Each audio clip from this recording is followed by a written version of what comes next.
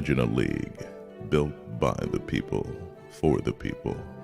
A league dedicated to the economic development of your city. So the question becomes, how good are the 32 teams that play in the minor football league? Well, there's only one way to find out. You have to experience the MFL.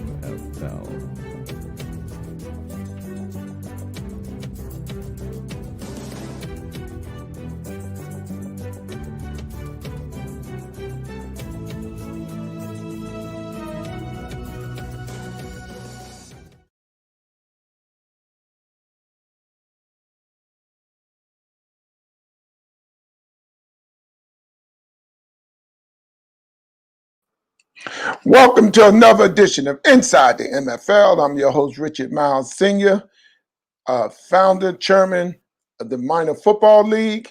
I want to welcome y'all to another great Wednesday. First of all and foremost, I want to know is everybody out there taking the precautions that you need to take in terms of wearing your mask. Please wear your face mask. This COVID-19 is for real, and we're still losing people. And I don't want people under the illusion that it's going somewhere or it's gone. Please take precautions. I want everybody to be around to tell this story. I don't want people to tell their story. We want them to tell our story. You know what they always say, history. No, we want to tell our story. So today I'm going to bring on, we have a lot of guests here. I got some of the board members coming on today, as well as our other co-hosts. But more importantly, I want to talk about the new GMs that we have. I'm excited about down in, as you know, in Oklahoma Cowboys. We're excited. We got that done. North Carolina, we got that done. Down in Georgia, the Warriors, we got that deal done. So we're excited about it. Just two more to go. And I don't mean to not mention, up in Michigan, we got the Steelers. That's done up there. We got Texas done. We're in Texas now. Houston, that's done. Eastern Texas with the Cardinals, and the Rams. We're happy about that. Along with, of course, the beast in the East, the Washington Chiefs. Every time I mention them, people get mad with me. But, hey, don't get mad. But I want everybody to know that the MFL is the laboratory of change. We're looking at HBCU schools this year more than any time.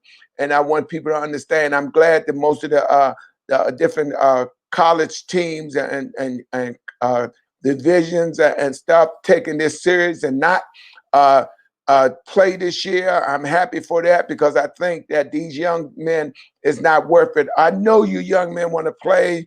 Most of y'all are going to be seniors or some of y'all juniors and you want to play. So right now I want to bring on my guests. Of course, we had Mr. Robert Gatewood. We definitely had Mr. Robert Gatewood. Come on, Mr. Gatewood. How you doing, sir? Hey, I'm doing great there, Miles. How you doing today? Hey, Shirley. Hello? Okay. Yeah, Robert. Y'all have to apologize. My daughter called. When our kids call, we got to answer because you never know nowadays. That's right. How you doing, Robert? How's everything going? Man, busy, just trying to keep things moving, keeping people working, keeping jobs created, keeping businesses growing and thriving. So I'm doing what I do. Absolutely. Well, we have our Chief Strategy Officer, Mr. Melvin Forbes, will be with us shortly. Also, we is Mr. Forbes there. Are you with us, Mr. Forbes? How are you, sir? Okay, and we're definitely waiting for one of our executive board members. We're waiting for Mr. Jamie Dukes. So, Mel, we got to rope you down to catch you. We know all the great things you're doing as far as our Chief Strategy Officer, but we got to make sure that we keep have you on the show so you can bring us up to date to a lot of things that's going on behind the scene. We're definitely excited about it. As you know, we got to yell out to Pat Freeman up there with the Chargers doing a great job. We want to welcome one of our new owners and stuff. Before we get to Robert on that, Mel, we got it done. I mean, we can't ask for a better person that own the Chargers up there. Yesterday, he got a proclamation, and everybody, some of family members and people, when he get back, matter of fact, when he get back, they're going to do a drive-by parade. What does this mean for the MFL to get people of color? And that's what we've been yelling for a long time, to own these franchises. What does that mean, Mel? And I know you're doing so much, man. We trying to get this stuff done.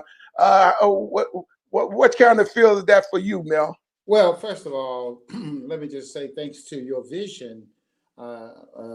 Many people talk about doing things. You have been one to demonstrate, not just to talk, but to walk. Having played in one of the most elite sports of our time, the NFL, and then to transition, knowing that you couldn't play forever, but thinking about the futuristicness of the opportunity and also the people that could be involved. Kudos are not the adequate syllables and adjectives that I should use to describe you, because you're a trailblazer, sir. I think Mr. Gatewood would agree with me when I say that you truly are a 21st century trailblazer that the history books will write about and say that you are on the right side of history. Because you started thinking about this, doing this, when others thought it was just a hobby. But you stayed the course, and here we are in the 21st century with some of the most incredible things happening with the Black Lives Matter situation, the heightenedness and awareness of just doing the right thing for African Americans. Here you are, and have always been on the forefront of saying, don't just let us participate, but let us own part of our participation, which is what makes the minor football league such an incredible opportunity for so many people. So anytime that we can get one to see your vision and to participate, all they're doing is paying forward for what you have already planted the seeds of the past, because it is the past that pays dividends on the future. And because of your past, Mr. Myles, we are now, and hopefully a lot of people are going to benefit from the futuristic vision that you have put in place for the minor football league. And it being a development league makes it so unique, because we are not competing with anyone, but developing for everybody.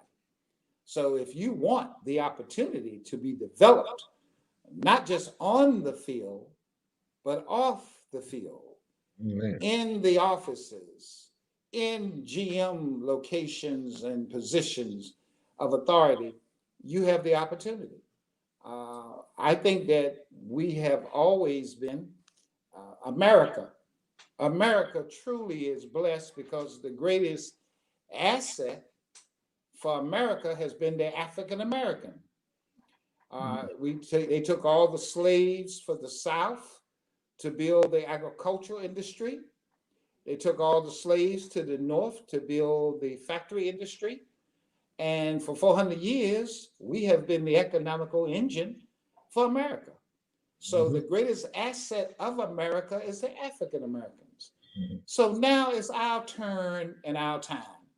And the Chinese have a saying that the League of 10,000 starts with a single step. You have made that single step, and the rest of us are trying to step with you.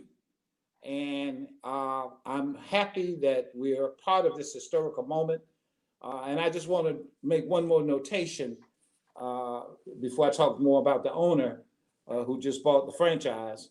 But we were on the right side of history when Kaepernick decided to take the knee, and when you were called by ESPN and NFL to say, who do you stand with? You, without hesitation or reservation, said, oh, we standing with Kaepernick. Because you recognize when you stand for right, you can never be wrong. And you never saw nothing wrong with what he was standing for. And it had nothing to do with the fact that y'all are bosom buddies, or you played in the NFL, he played in the NFL. It was just about your ability to understand this man is standing up for what's right. And in the conversation of historical archiving, when they start to talk about the movement of the NFL and the development of the MFL, Richard Myles will be in that conversation because you have been part of the historicalness of this movement. So we are happy to have new owners coming aboard buying these franchise, but like everything else, they better get them while they can, because you and I both know, Mr. Myles, right, they're going to go through the roof come 2021. Absolutely. Yes, sir. Absolutely. And, you know, Mel always downplayed, like Robert, what he means to this organization. And everybody tried to throw the kudos my way, but I could not have done all this by myself. And, you know, I won't let him ease away like that, you know. When you said I went after him, I really knew that I needed someone to be to take over the strategy part of this. And Mel Forbes was a no-brainer. In saying that, along with he bringing Dave along. So you know, when you get one good person, generally, we used to say it in football terms, players know players. You know what I mean? That's right. So therefore, we're going to go get, you know, when he went and got Dave Garnett, I mean, it was not because he played in the NFL, because of the fact that he know what it is to run and oversee. If I'm mistaken, 40 or 60% revenue worldwide for Xerox. So that shows you those are the type of people that we need to do the business part of this. And, you know, I always tell people, you know, I'm like a puzzle. You know, I collect the pieces as I go. And then grabbing Robert Gatewood, I'm going to swing this to him. Robert, we've been preaching for a long time. Mel been doing his due diligence. But Robert is the one that, you know, tell everybody why it's so important to own this. Now, you know, now I met him several times at the Super Bowl covering the NFL. And when you get somebody, and I tell people all the time, you know, give me 10 Pat Freeman and we'll conquer the world, Mel. That's and right. We'll conquer the world. Give us 10 more of him. Yes, but right. Not only that, I want you to expand a little more on this, Robert, but we got to get Thurston Hall down in Texas. He put a nice group together and they buying the franchise. I want to also give, you know, I want to give credit where credit due. You know, I don't want to forget a lot of people that's putting people together. And like I say, one person, you can't own this really. Sometimes it's during this time of economic stage, what's going on with, you need a group together, you know. And it's kudos down in Florida, because hey, he's doing a great job. He putting a group together to get the franchise. And Mr. Forbes, yeah, we did get that straight down in North Carolina. We had him on the show. He's together. And then South Carolina, you know, I want to call out all these guys.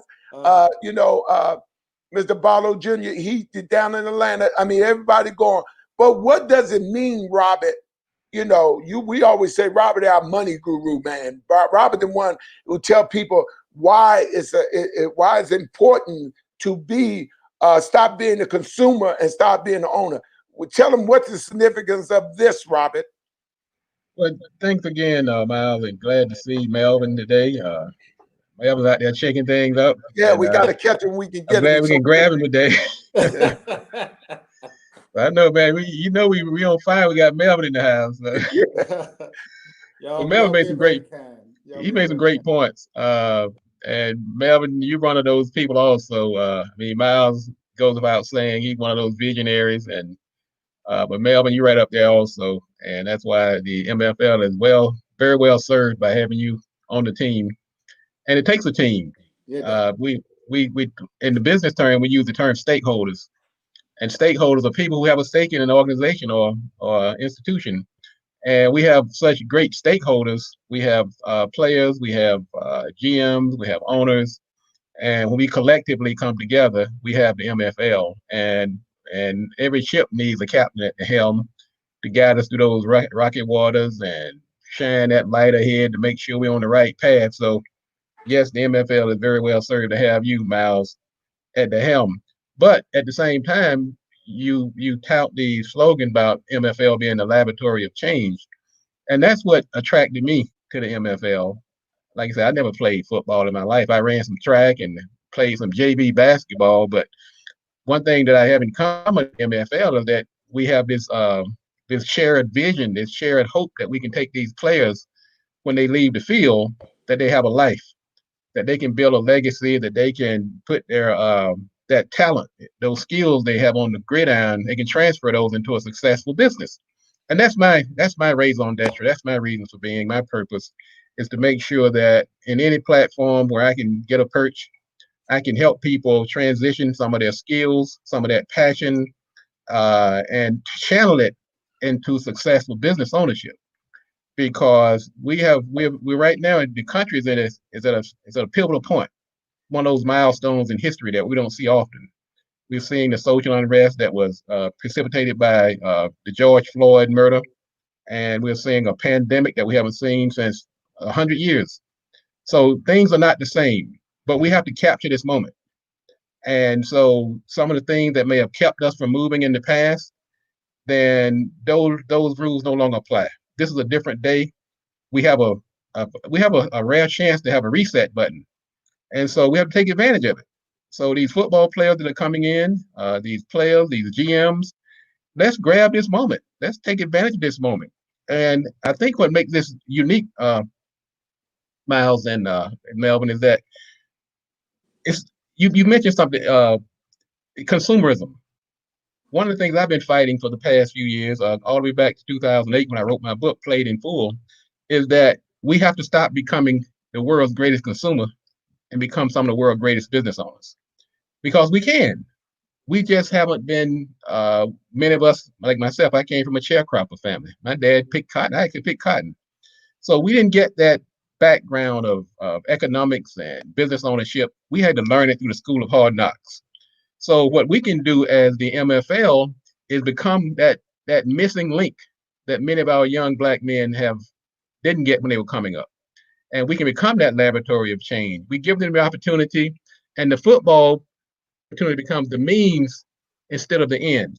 It's a means to open that door so they can go into entrepreneurship. They can build, they can go back to their communities, start businesses, whether it's a franchise or the MFL or whatever type of business.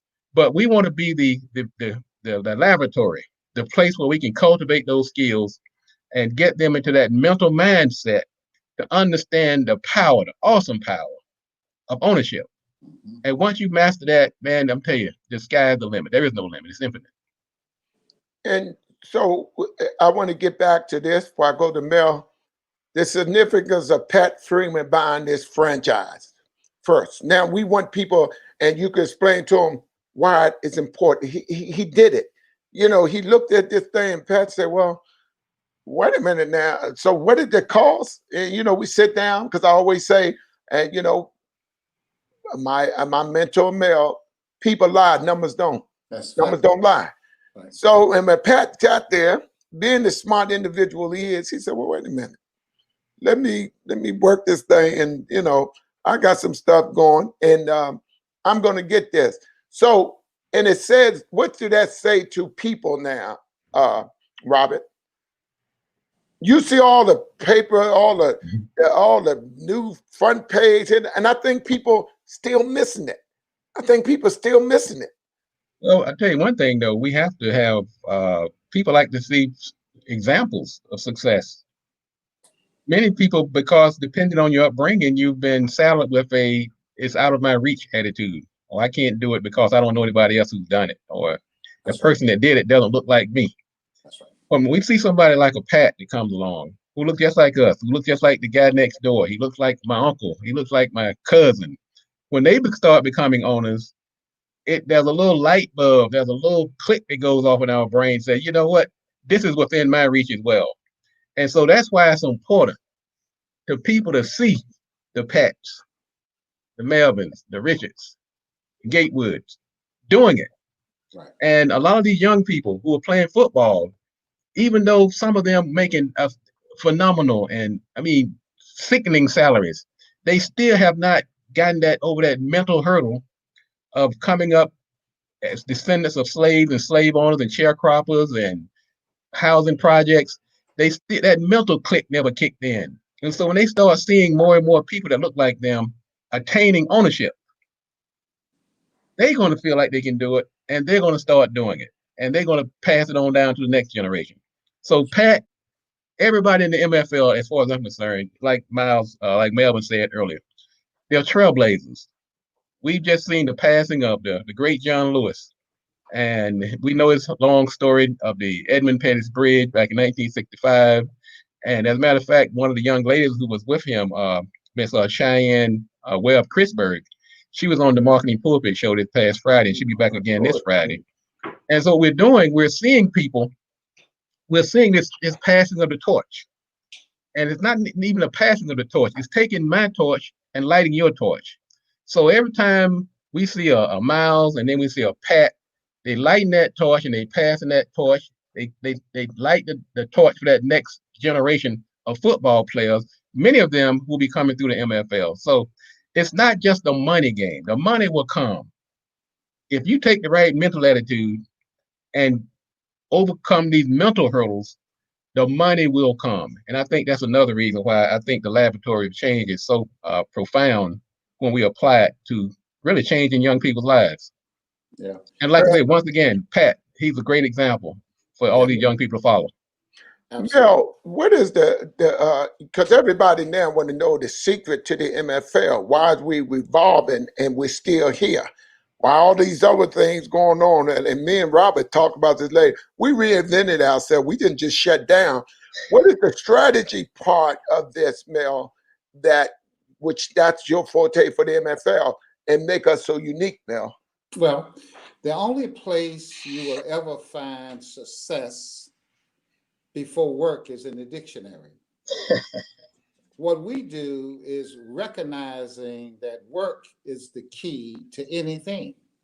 And we can't let the young people believe that it's a quick fix. Life is a marathon, not a sprint.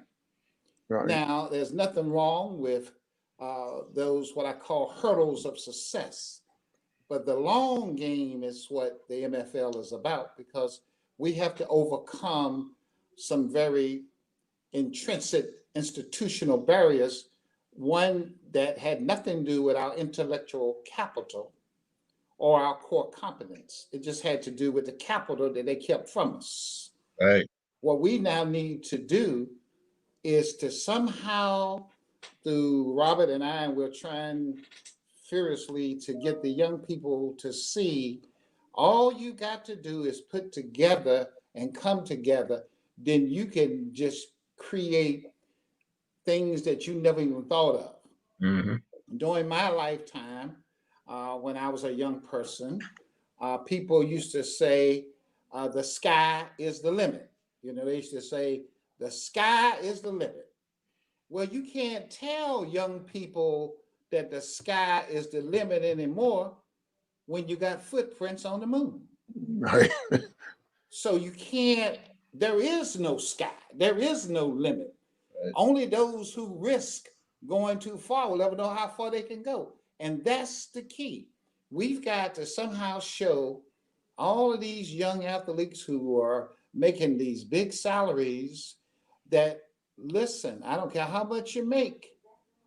You can't continue to make it if you don't continue to invest it, because sooner or later what you're doing will diminish. So I think, Mr. Myles, our secret has been, one, work. Number two, the one thing that we're not short on is dedication. I mean, look at you. You could be doing so many other things. You could have went off into the sunset. You don't need to impress anybody. You don't play. You've lived the American dream. Think of all the millions of people who have wanted to play in NFL. And hey, Robert, let me give a little prep here. You didn't just play, but you played with one of the greatest teams ever. I mean, they got 6 Super Bowl rings. What can you say, right? Man. Okay. So go ahead. So that's part of what Robert was talking about when he says young people want to see. We are showing them. All they got to do is look, but we've got to get somehow them to take a quicker and a more better look at us, because the more they look at us, the better they're going to like what they see.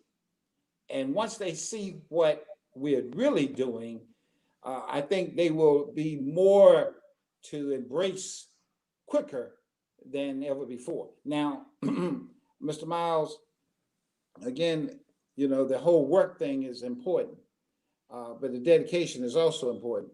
But then you got to have a certain amount of discipline, okay, which is sometimes missing in the lexicon of a lot of the conversation that I have with young people.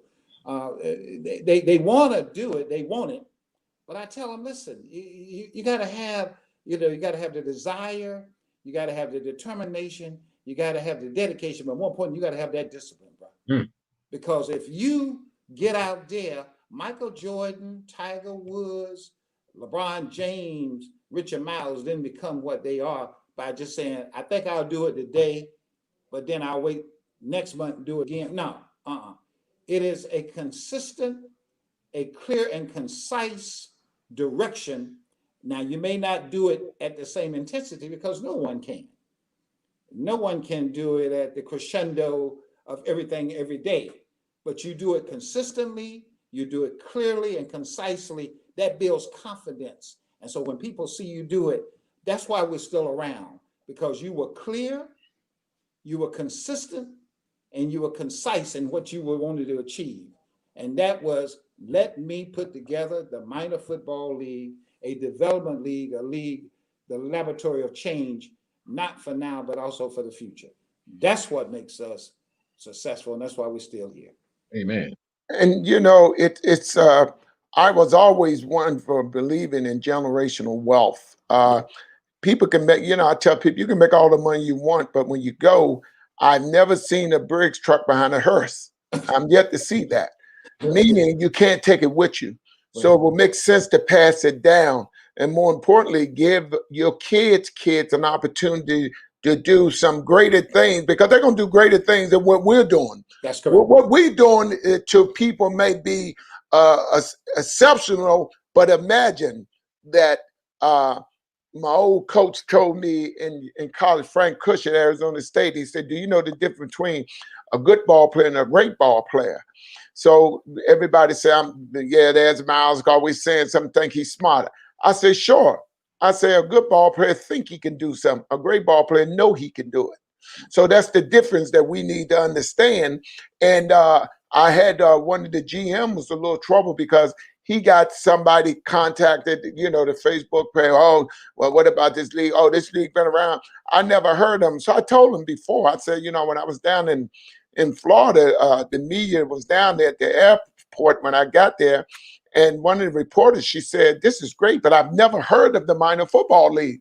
So being the person that I am, Mr. Forbes, and, you know, Mr. Gatewood, I said, well, you know, China got 1 billion people there, and I guarantee you not one of them ever heard of you.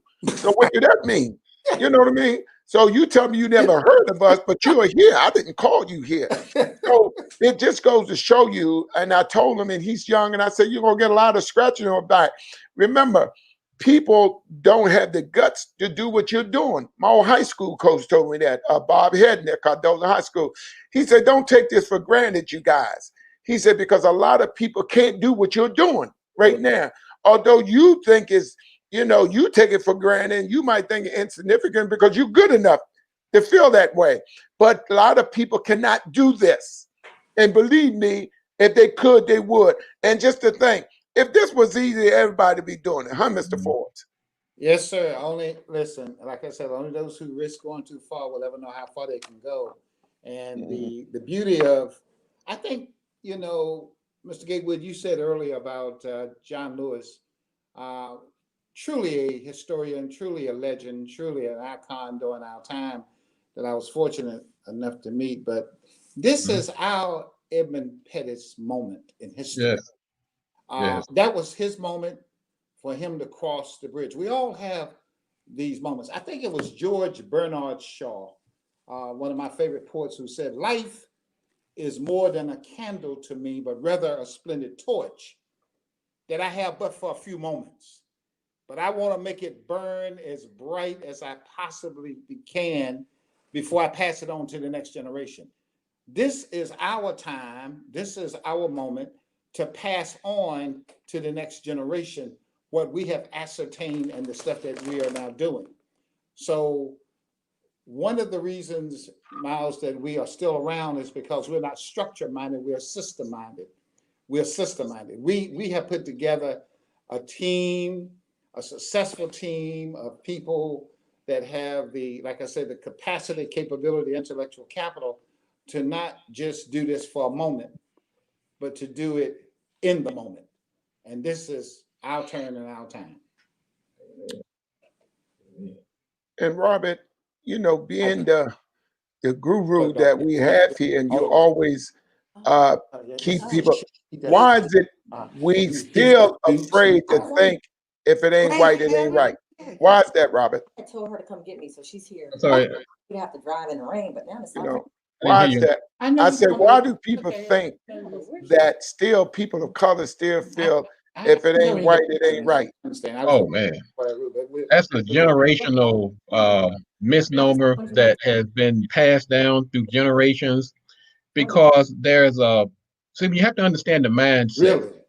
If we don't give enough credence and thought to mindset and how the mind, you know, George Clinton, one of the great orators of our time, I'm sure that was well before your time. He was he talked about planting that thought seed in the garden of your mind, and seeds grow after their kind. So if many young people and got it from the older generation, they felt they were taught, they were brought up in an era when things were different, and they felt like if it was not white, it wasn't right. Other people's ice was colder, their sugar was sweeter.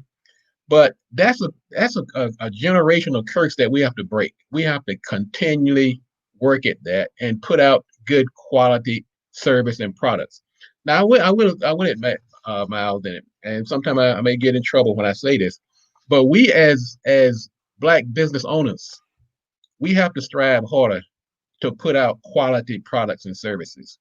We can't take that excuse that just because we're Black that we got this hard, we had this hard road to climb and then long road to hoe and all that good stuff. Yes, we did. But to the average consumer, they don't give a hoot about that. They want your product to be just as good.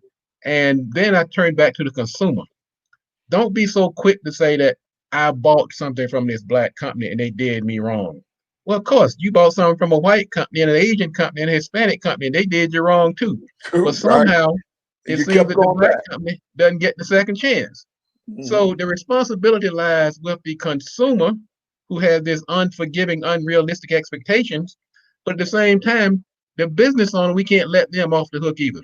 I tell people all day long, look, I'm proud, I'm glad, my fist is in the air, I got my dashiki, my kufi cap, whatever you want to call it. I'm glad you decided to patronize me because I'm Black. But I'm going to feel a lot better if you patronize me because I gave you quality service. That's the pinnacle. That's the goal that I have in mind. Yes, we need to support our businesses, but at the same time, business owners need to hold up their end of the bargain to make sure that there's no ambiguity when you're trying to decide whether to go to this company or that company. And when take race out of the equation, do it because you are providing quality service and be unambiguous and unremitting in it. No. Of course, sometimes some people believe that if it ain't white, it ain't right, and that Black is wrong, and that I tried a Black business. That is so old. That is so out the window now. That has no quarter in today's discussion. That's correct. That's correct. To that point, let me make Mr. Myles one comment on what Mr. Gatewood just said. It's amazing to me. Well, first of all, as a businessman, not only should you provide quality services, but unfortunately, we sometimes have to set the bar higher than anybody else. But that's okay, because we've been doing it all our lives. So that's right. But I tell people, if you like what I do, tell others. But if you don't, tell me. Right? Don't go tell somebody else how bad it was. Come back to me, say, Mr. Forbes, it didn't live up to my expectation. nor my obligation. So therefore, I need you to do something. And we all know that the largest room in the world is the room for improvement. So by you coming back to me, what you have allowed me to do is improve upon what I have given you to make it better for the next person. So we both have an expectation and obligation as we do things. And I think, Mr. Gatewood, you're hitting it right on, as they say, hitting the nail square on the head. We both have to do and live up to the expectation and obligations of business. Yeah. And now, can I say this? Absolutely. I think that, and that's once again, I go back to what Mel said when he opened up. There's something about the person that's driving the ship, and the fact that you surround yourself with quality people. And that's not just to pat myself on the back, but I'm also talking about Mel. I'm talking about David. I'm talking about Joyce. I'm talking about Kelsey. I'm talking about all the people in the organization. That is a reflection not only of the leadership, but the quality, the standards, the culture of the company. And it makes a strong brand. So it's not just a good business decision, it's a good decision all the way around. It's a good decision to your community. It's a good decision to the stakeholders involved. It's a good for the people around us. I mean, if I'm a scum, if I'm a bum, then that's gonna make Mel look bad. You know what I mean? So that's right. That's right. We all have a stake in this. That's why I like to use the term stakeholders. Yeah. Your customers are your stakeholders, your employees, your staff, your contractors. And as a business owner, we have to hold that bar very high, because when we let it down, everybody suffers. That's right. And that's I can't agree with you more. And even like with Fred Smoot, we get in it in the room sometime, Mel. You know, y'all, we you know, me and Fred Smoot, both of us loud and can talk. Come on now. Jamie Dukes is more settled like Mel. You gotta have those kind of people. But you also gotta have people like me, you know, Mr. Charles Olawale, I mean, very business minded. When long as we slow him down when he talk now, because then he starts speaking his native African native lingo, then we really get confused. But to say that, gentlemen, and Joyce is kind of this, you know, the calm before the storm. I'm smart enough to know that, you know, you don't have to be the brightest bulb in the room. Get yourself, go or surround yourself with those type people. That's right. And Mel, I mean, even though he will not say, I'm getting, you know, Robert to talk more about himself, you know, Mel been heading a lot of big corporations and stuff. And people need to give me some credit now, because people don't generally see a picture of Mel, or see, we get him on the show. You see how hard it is for us to get him on the show. Now, for all these big corporations he worked for, Mel was always in the background, smart. And when I you know, I'm saying, why is this guy don't have no picture up and stuff? And me, I'll have a million pictures up, you know. But when he sat down and explained it to me, I'm saying, wow, the most strongest asset that you will have is the more visible you are, the more powerful you can be, and the more you can get stuff done. You know what I mean? So, you know, if I did not articulate that as well as I should, Mel, all the big corporations you work for, was that very needed? Was that a need for you to keep that low profile, although you was doing all the decision making and stuff? Because, you know, I want to, you know, me, Rob, I'm gonna get all up in front and everything. But in my old age now, I learned to mellow out a little bit. But why is that so important, Mel? Well, it's part of my upbringing, Miles. I was taught that he that is humble shall be exalted. Yes. And he that exalts himself shall be abased, brought down.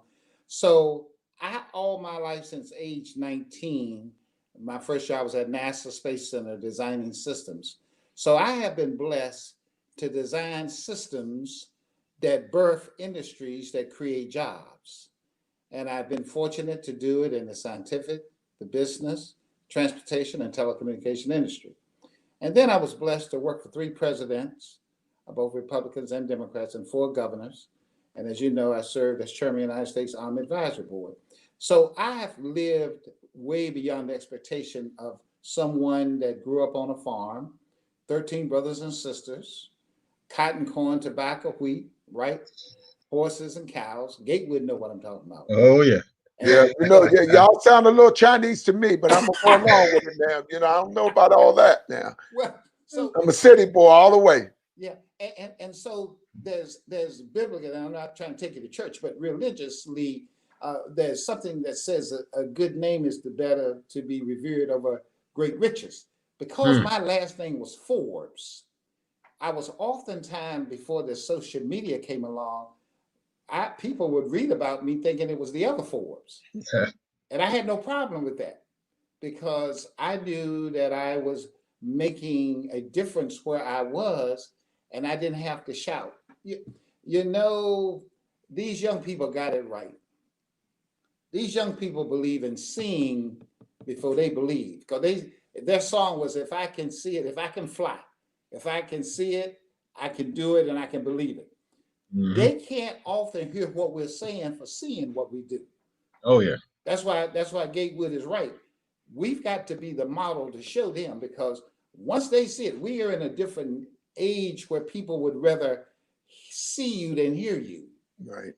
So, Mr. Myles, I don't mind people seeing me now because I'm associated with a great organization like the Minor Football League. I want them to know our history now. So yeah, and I am working on some other stuff that hopefully will be beneficial to not just the MFL, but the world in general.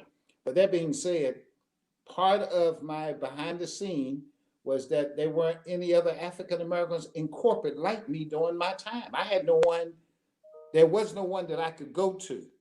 So what I had to do was create what I did, a sense of confidence and understanding that my parents told me the only person I should fear was God. So after that, I saw that I was a little smarter than some of my counterparts who had privileges that I did not have because of the pigmentation of their skin. Yeah. So I used it. Yes, sir. So, and Robert, it's so important. And as I say, we talked about it. I got on the phone, me and Robert, when this COVID-19 hit. Me and Robert, we got to moving. We didn't just shut down. We ended up with Robert did the show. I said, well, wait a minute, Robert, how you do that? And next thing you know, we was pumping. So we're constantly learning. And a reporter said to me last week, she said, you know what the problem is with the MFL, Mr. Myles? And you know me, I automatically, I was, wait a minute, let me see what she gonna say. I'm ready now, She said, I said, well, what's that? She said, you make it look so easy. Now I can identify with that, having you guys aboard and being a part of the MFL. Y'all makes it look so easy, gentlemen. Often people say that to me, and because they don't know the work that this entails, right? All the people that we mentioned, on the board, they really don't understand, and the work that these GMs are putting in, because they honestly want to be here. That's the difference. They honestly want to be here.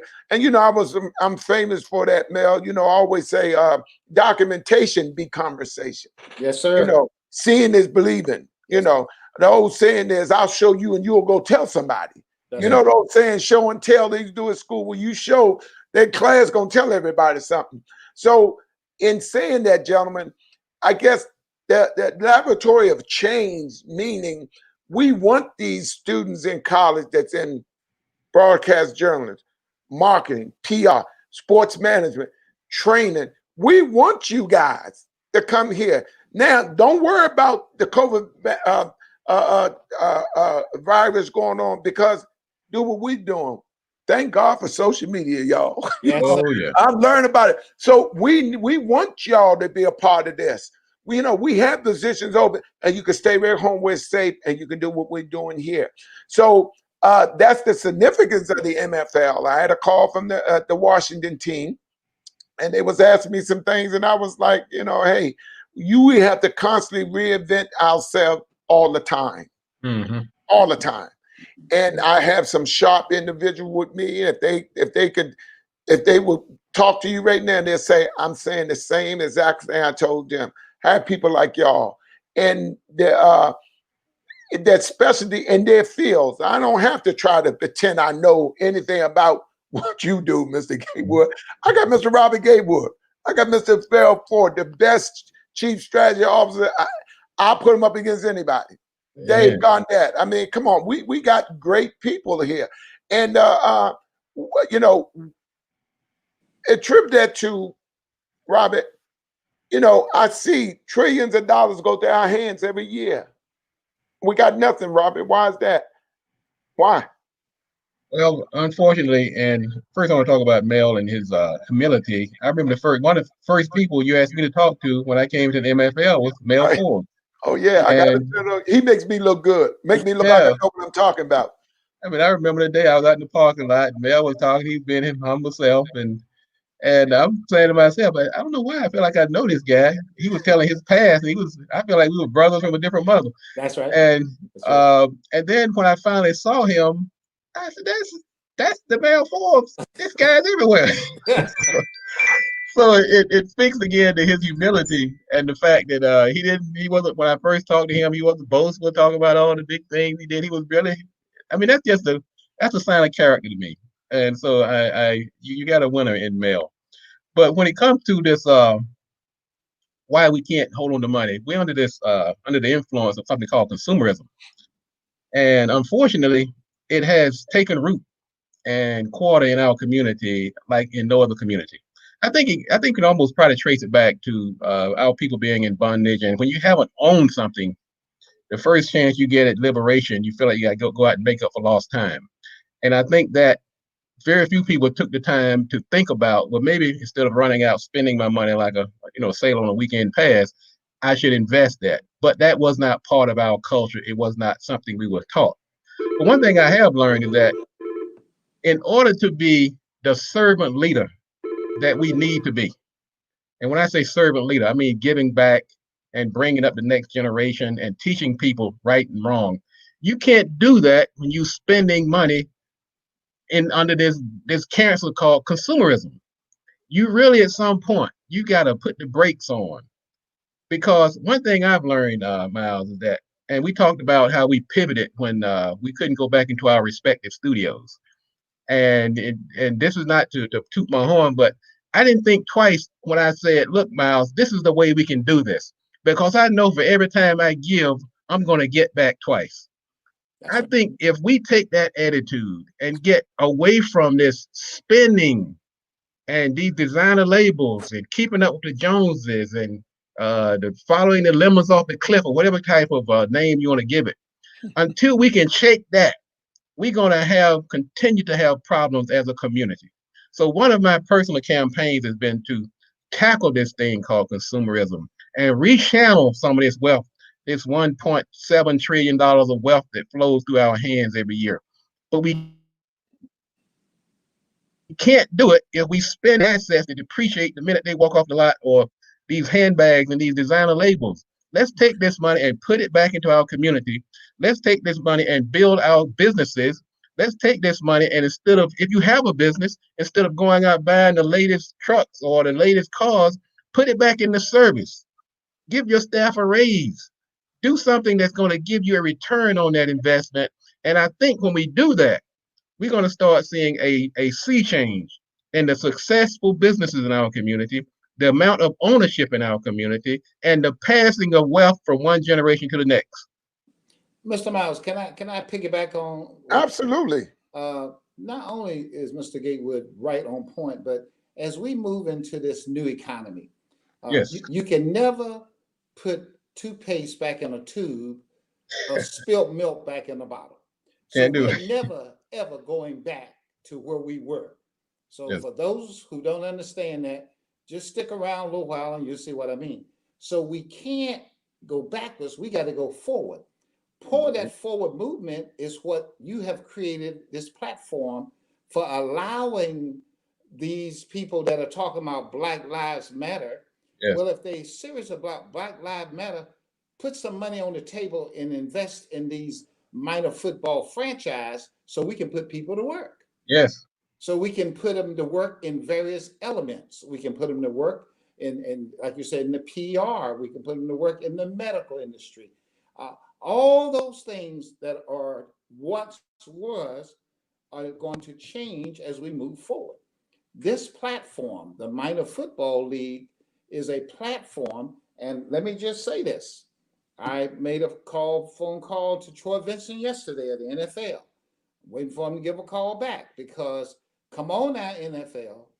You know, this is the laboratory of change here. There's absolutely no reason why we shouldn't strategically have partner already doing what we can do where we are so that you can do better where you are.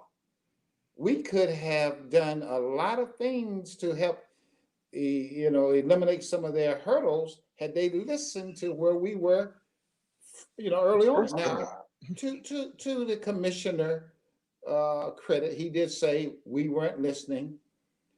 We made a mistake. Okay, now you are listening.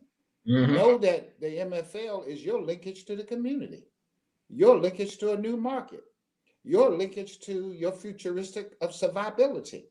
Okay, so you have created this Minor Football League platform that will allow us not to just be the consumer, but to be the owner and to create the system of economics like we have never had before. Yes.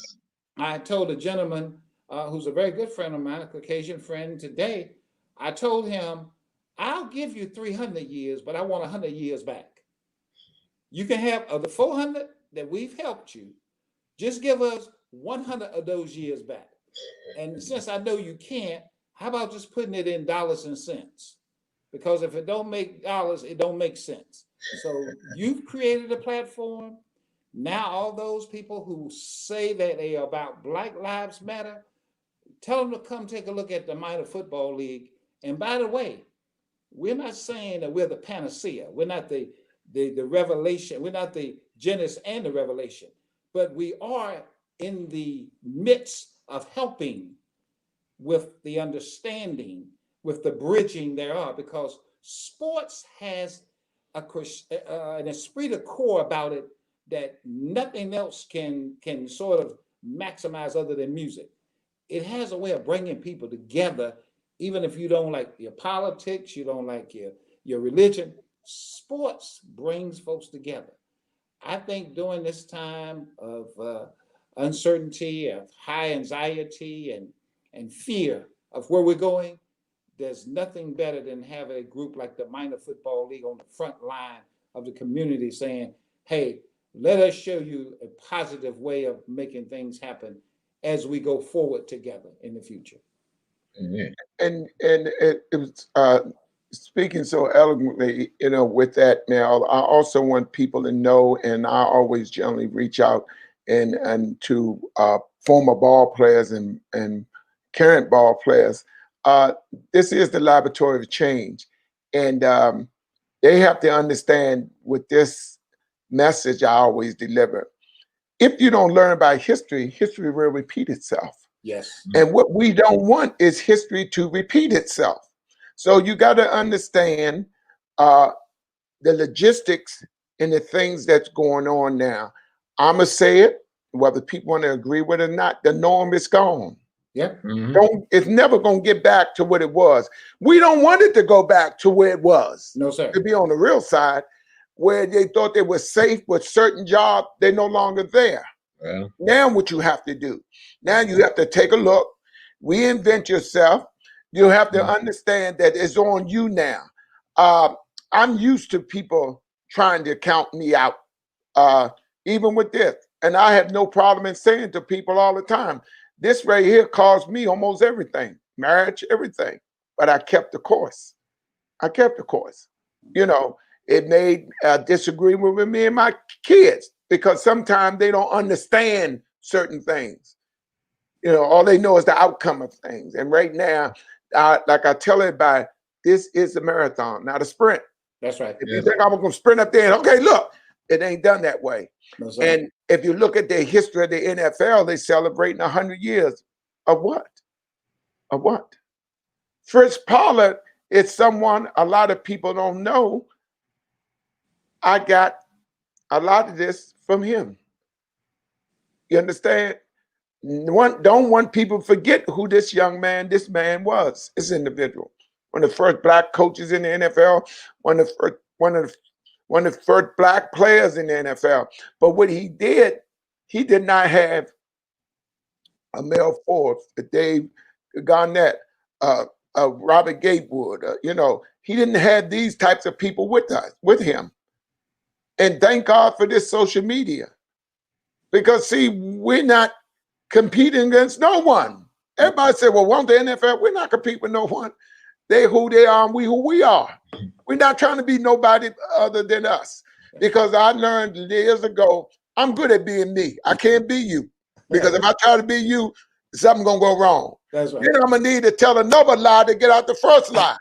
And then it's going to go on and on. But if I just tell you, hey, this take it or leave it. And like I told people, the MFL going to go with or without you guys. It'll be easier with you. But make no bones about it. You can be a part of a victim of it. And I'm standing here 25 years later, but if you want to really count the number, 27 years later, we just pulled the MFL off the shelf. After 2 years, we pulled it off the shelf. Yeah. So, we still here. Now you can look at this thing and think it's going to go away just like this virus. It's not going nowhere. No, sir. No, sir. Ain't going nowhere. Mr. Myles, I didn't mean to interrupt you. Absolutely. Because you're talking history, I would be remiss if I didn't talk about the historical moment that just occurred yesterday by us having the first female African American that may wind up being the president of the United States. Right. And kudos. And so with that, I want us to have something to happen like it has never happened in the history of this country. First of all, I'm going to try to make sure that Mr. Gatewood and I work on getting Vice President Biden, or soon to be President Biden, and Ms. Harris on this show. We're going to, Ms. Gatewood, let's you and I put that on our list. We're going to get them on this show, okay? Yes. So that our listener audience can understand the importance of this show, and they'll understand why they need to be here. Secondly, please, if you've never voted in life, right? If you've never voted in life, I'm going to vote twice. Wait a minute, man. I'm so excited. They just have to catch me because I'm going to vote twice. I don't want no doubt this time. Yep. But we've got to get and make sure people understand that it's the democracy of America is at stake right now. Yes. Mm-hmm. Okay. We talking about really the soul of America. And Joe Biden put it best when he said the soul of America is at stake. So when you were talking about history, I couldn't but help talk about this moment. And look where the MFL is. We're smack dab in the midst of this historical movement. It don't get no better than this, Mr. Myles. Amen. And if it hadn't been for your vision, we wouldn't be here. Well, I always say strength in numbers with all of us. I might have been the conduit, but right now, all of us. I want to thank you, gentlemen, for being on today. Yeah. Robert, how can they get in contact with you? Tell our listener audience, Robert. Can you hear me, Robert? Robert? Yeah. Mel, tell them how they can get in contact. Thank you, Mel, and thank you. Yes, thank you again for a great show, and thank you for your vision again. And my company is Gatewood Marketing and Web, and most people know me by my radio and TV show, The Marketing Pulpit. We're celebrating 10 years this year, and we can be heard all over the world. You can find out more by going to marketingpulpit.com, and we're also on Facebook, Twitter, Instagram, and YouTube.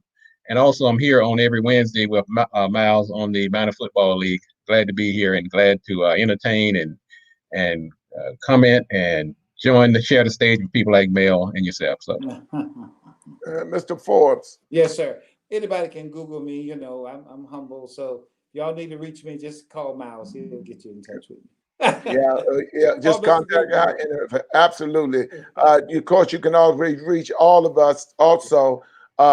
Inside our website is Inside the MFL. Yes.